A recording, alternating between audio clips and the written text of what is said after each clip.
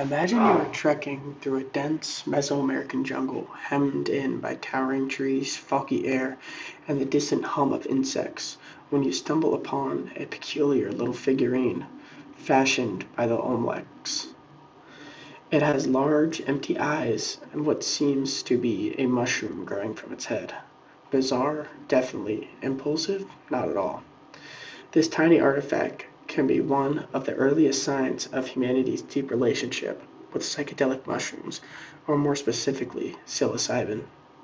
These weren't just mind-expanding fungi that grew out of logs.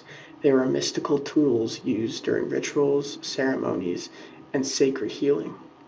The ancient civilizations like the Zapotecs, Mayans, and Aztecs referred to them as Teonactl, meaning flesh of the gods. They were not recreationally used; instead they were respected, even feared, and believed to connect human beings with heavenly planes. Jump forward to 500 CE, and we find ritual jars and murals that indicate mushrooms being utilized in a ritual context. Aztec priests and shamans would consume them before rituals, accompanied by incense, chanting, and groups. They believed that the mushrooms could allow a person to communicate with gods, heal from emotional or physical wounds, and gain access to the mysteries of life and death. While Western medicine was centuries away from talking about mental health, these cultures were already employing what modern sciences would come to call plant medicine to heal trauma.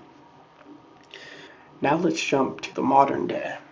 A remote retreat center in Mexico, where a dozen U.S. first responders, veterans, firefighters, EMTs are searching for something that modern therapy hasn't delivered to them: peace. They've been to war zones, house fires, car accidents. They've seen more tragedy than most humans can fathom. And they are carrying it all inside, quietly battling PTSD, depression, and being burnt out. Here they undergo facilitated psilocybin ceremonies through the Siren Project, an organization that aims to heal trauma through plant medicine. Their experiences are robust. Some weep openly, some communicate with deceased loved ones and vivid visions. One man said he felt as though he was talking to his soul for the first time. Another said he felt held by the earth itself. These are not merely fine metaphors. They are profound emotional releases after decades of emotional repressions.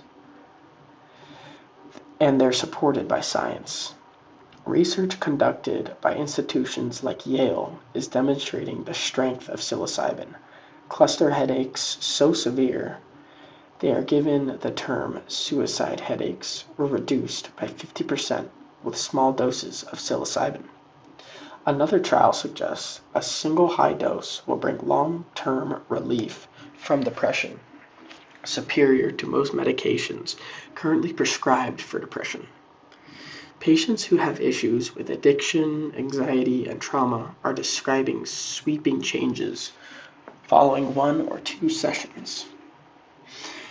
And the most wonderful thing about this is now scientists are finding out if psilocybin can help even without a psychedelic buzz.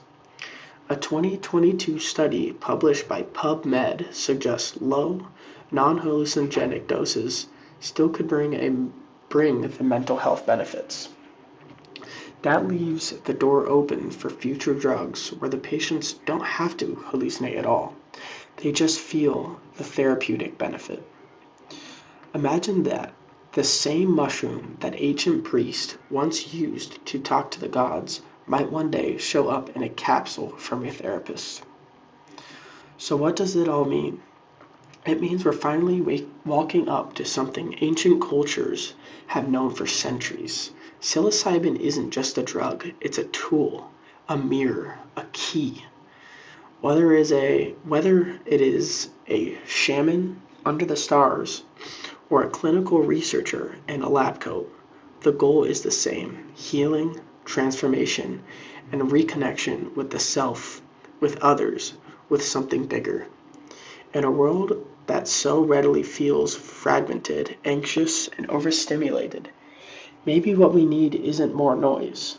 Maybe what we need is to sit still, listen inside, and who knows, talk to a mushroom.